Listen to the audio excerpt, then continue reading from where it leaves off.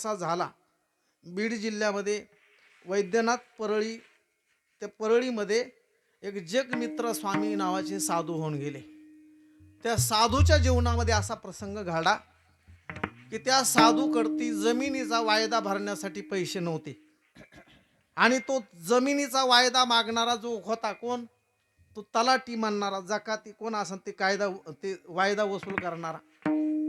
म्हणले महाराज वायदा भरा. अहो म्हणले वायदा भरायला जमीनच पिकली नाही. म्हणले मग जमीन पिकली नाही तर मग तुमची शेती जाण्याची शक्यता आहे बरं का. जुन्या काळात वायद्यामध्ये शेत्या जायच्या असं लोक जुने म्हणायचे. तुमची शेती वायद्यामध्ये जाण्याची शक्यता जर तुम्ही जर वायदा नाही भरला तर. ते म्हणले असं करू नका, ह्याच्यावरच मी भजन करतो. तेव्हा काही हे नव्हतं काय भजन करायला, हे आता जे असं आहे ना असं नव्हतं तवा बरं का.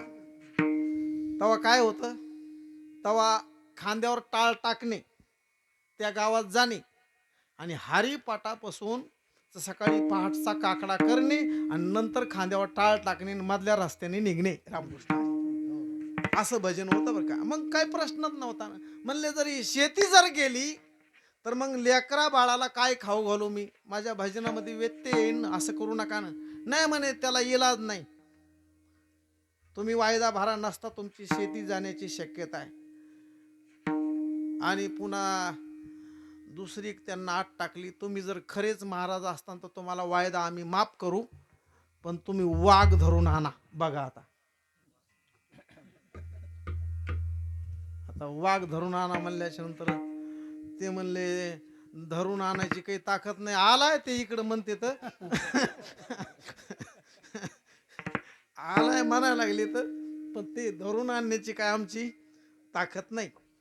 नाही म्हणले जर शेती राहावा असं जर वाटत असेल, नाईलाज झाला आणि महाराज सरळ वैद्यनाथाच्या मंदिरामध्ये गेले. वैद्यनाथ भगवंताला दंडवत प्रणाम केला. कैलास राणा शिवचंद्र मोळी फणिंद्री माथा मुकुटी झळाळी, कारुण्य सिंधू भवदुःख हारी, तुझ विन शंभो मज कोण तारी. शंकर भगवंताला दंडवत प्रणाम केला आणि वरी निघाले. मंदिराच्या पाठीमागे जो डोंगर आहे ना वैद्यनाथाचा, त्या डोंगरावरती, आणि डोंगरावर वरी चढून त्या दाट झाडीकडे बघितलं आणि सांगितलं देवा आता तुला वाघ होऊन यावा लागतं. येई व येई व येई व येई व येई व येई व येई व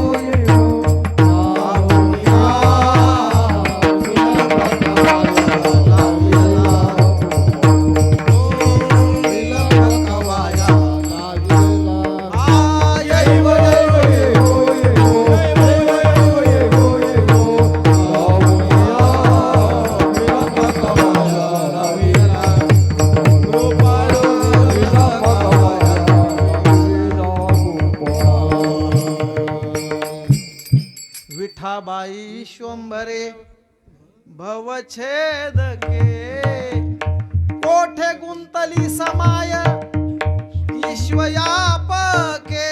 देवा अनेकांसाठी अनेक रूप तू धारण केलेस, आता माझ्यासाठी तुला वाघ होऊन वाघ होऊन यावा लागतं. आगाये सावळ्या सगुणा गुणनिधी नाम नारायणा, आमुची परिसावी विज्ञापन, सांभाळी दिना आपोलिया बहुया उदराचे कष्ट. महाराज असा धावा केला आणि पांडुरंगरायांनी साक्षात लागलीच वाघाचं रूप धारण केलं. महाराजाकडती निघाला कोण, वाघाच्या रूपामध्ये असलेला कोण, देव वाघाच्या रूपामध्ये महाराजांकडती आला. आणि तो वाघ समोरून आला आणि महाराज आला गाड्या, आला म्हटल्या बरोबर आला गाड्या, आला गाड्या म्हणून महाराज त्याच्याकडे धावायलेत. कोणाकडे, आता जर बिबट्या आला समजा आता जर समजा भाऊ मी कोणी म्हणलं समजा रोडला बघितलं असं जर म्हणलं ना कोणी, महाराज ते वायगाव सोपऱ्याला कीर्तन होत म्हणजे तिकडं, आणि कीर्तन सुरू झालं, रंगात आलं कीर्तन असं, आणि झाला ना कलमा भावताली राणा आणि आलतात ते शेतामध्ये. ते म्हणले बिबट्या आला म्हणल्याच्या नंतर कयाचं वातावरण असो बर का. बिबट्या आला जरी म्हणलं तरी बी आपण थांबायला. आणि ते समोरून यायला कोण? वाघ. आणि महाराज त्याच्याकडे चाललेत. कोणाच्या? ते वाघाकडे निघाले. एवढंच नाही, तो वाघ महाराजाच्या जवळ आला आणि महाराजाला कुत्र जसं चाटतं ना मालकाला, असा तो पायामध्ये घोटाळू लागला. महाराजांनी गळ्यातलं उपरणं काढून त्याच्या गळ्याला बांधलं. कोणाच्या? आणि असा धरून निघाले. कुठं? त्याला द्यायची होती ना भेट. कोणाला? आता वायदा भांडणाराला सांगितलं कोणी? गावातल्या लोकांनी. तुम्हाला जे गिफ्ट द्यायचं होतं राव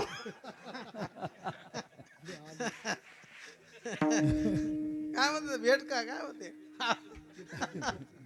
तुम्ही म्हणले ना आणा ते काय ते म्हणले आणलाय म्हणले वाघ वाघ म्हणलं त्यांनी तर पुस्तकात फेकून द्या मेलो गाड्या म्हणला. आता